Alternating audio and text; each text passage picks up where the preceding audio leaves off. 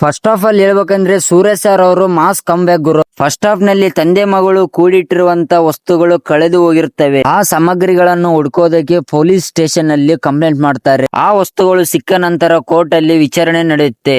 ಈ ಸಿನಿಮಾ ಬಗ್ಗೆ ತಿಳ್ಕೊಬೇಕಂದ್ರೆ ತಪ್ಪದೆ ಈ ಸಿನಿಮಾ ನೋಡಿ ಕಣ್ಣೀರ್ ಹಾಕ್ತೀರಾ, ಆ ರೇಂಜ್ ಗಿದೆ ಈ ಸಿನಿಮಾ ಗುರು. ಮೇನ್ ಈ ಸಿನಿಮಾ ಸ್ಟಾರ್ಟ್ ಆದ್ಮೇಲೆ first of full court drama vibe ಕೊಡುತ್ತೆ. ವಕೀಲರ ಭ್ರಷ್ಟಾಚಾರ, ಜಸ್ಟಿಸ್ ಎಲ್ಲವೂ ಸೀರಿಯಸ್ ಮೋಡ್ ನಲ್ಲಿ ಹೋಗುತ್ತಿತ್ತು. ಬಟ್ ಇಂಟರ್ವಲ್ ಆದ್ಮೇಲೆ ಪಿಕ್ಚರ್ ಫುಲ್ ಮಾಸ್ ಅವತಾರದಲ್ಲಿ ಹೋಗುತ್ತೆ. ಸೂರ್ಯ ಅವರು ಇಲ್ಲಿ ನಾರ್ಮಲ್ ಹೀರೋ ಆಗಿರಲ್ಲ, ಕರೂಪ ಅನ್ನೋ ದೇವರ ಪ್ರತಿರೂಪದಂತಿರೋ ಕ್ಯಾರೆಕ್ಟರ್ ನಲ್ಲಿ ಅದ್ಭುತವಾಗಿ ಕಾಣಿಸ್ತಾರೆ. ಆ ವಿಲೇಜ್ ದೇವರು ಕರೂಪಸ್ವಾಮಿ ಕಾನ್ಸೆಪ್ಟ್ ಅನ್ನು ಡೈರೆಕ್ಟರ್ RJ ಬಾಲಾಜಿ ತುಂಬಾ ಸಿನಿಮ್ಯಾಟಿಕ್ ಆಗಿ ತೋರಿಸಿದ್ದಾನೆ. ತ್ರಿಷಾ ಲಾಯರ್ ಕ್ಯಾರೆಕ್ಟರ್ ನಲ್ಲಿ ಡೀಸೆಂಟ್ ಪರ್ಫಾರ್ಮೆನ್ಸ್ ಕೊಟ್ಟಿದ್ದಾರೆ. ಆದ್ರೆ ಈ ಸಿನಿಮಾನ ಸಂಪೂರ್ಣ ಕ್ಯಾರಿ ಮಾಡೋದು ಸೂರ್ಯ ಸರ್ ಅವರು. ಕೋರ್ಟ್ ಸೀನ್ಸ್ ಬಂದಾಗ dialogue delivery, mass entry, background score theatre ನಲ್ಲಿ ಸಿಳ್ಳೆ ಹೊಡೆದು ಖಂಡಿತ ಗುರು. ಕೆಲವರಿಗೆ ಸೆಕೆಂಡ್ ಹಾಫ್ ಬಂದ್ಮೇಲೆ ಸ್ವಲ್ಪ ಬೋರ್ ಅನ್ಸಬಹುದು, ಯಾಕೆಂದ್ರೆ ಮೂವಿ ರಿಯಲಿಸ್ಟಿಕ್ ಕೋರ್ಟ್ ಡ್ರಾಮಾ ಇಂದ ಇದ್ದಕ್ಕಿದ್ದಂತೆ ಡಿವೈನ್ ಆಕ್ಷನ್ ಮೋಡ್ ಗೆ ಶಿಫ್ಟ್ ಆಗುತ್ತೆ. ಈ ಸಿನಿಮಾದ ಅರ್ಥ ಏನಪ್ಪಾ ಅಂದ್ರೆ ಸಿಸ್ಟಮ್ ಭ್ರಷ್ಟ ಆಗಿದೆ, ಇಂಕನೆಕ್ಟ್ ಜನರಿಗೆ ನ್ಯಾಯ ಸಿಗ್ತಾ ಇರಲ್ಲ.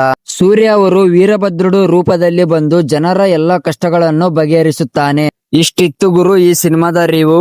ಈ ವಿಡಿಯೋ ಇಷ್ಟ ಆದ್ರೆ ಲೈಕ್ ಮಾಡಿ ಮತ್ತು ನಮ್ ಚಾನೆಲ್ ಗೆ ಹೊಸಬರಾಗಿದ್ರೆ ಪ್ಲೀಸ್ ಸಬ್ಸ್ಕ್ರೈಬ್ ಮಾಡ್ಕೊಳ್ಳಿ. ಸಿಗೋಣ ಮುಂದಿನ ರಿವ್ಯೂ ಜೊತೆಗೆ. Thank you so much.